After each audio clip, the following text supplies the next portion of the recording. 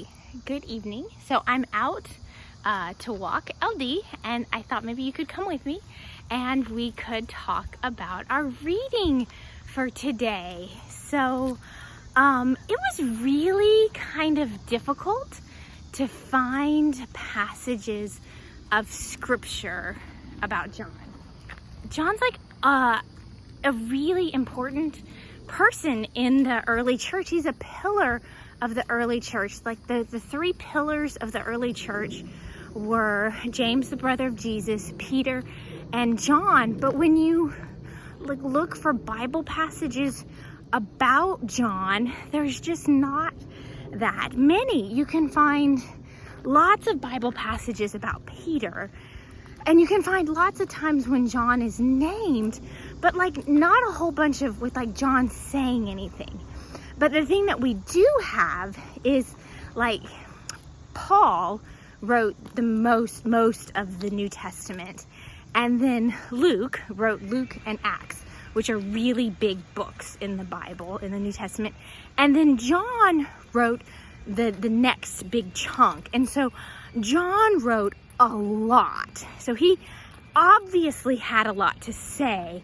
He's just not quoted in the narrative very much.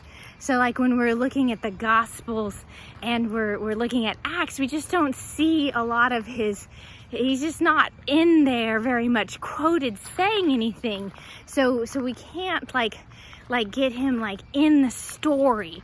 And so I wonder, when I sit and I think about who John was, I was was he maybe one of these deep thinker kind of guys who maybe really had to think a lot about what he had to say before he said it, maybe a man of very few spoken words but a lot of written words, or somebody who didn't speak until he really had something to say.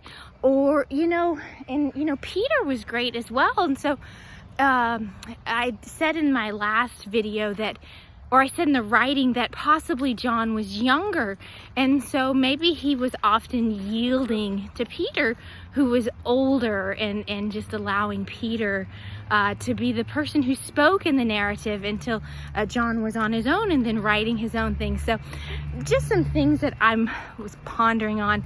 And so I just wonder that about them in front of the Sanhedrin and how they made the decision that Peter was the one who spoke, or did they both speak eloquently at that time? And Peter's just the one that got recorded.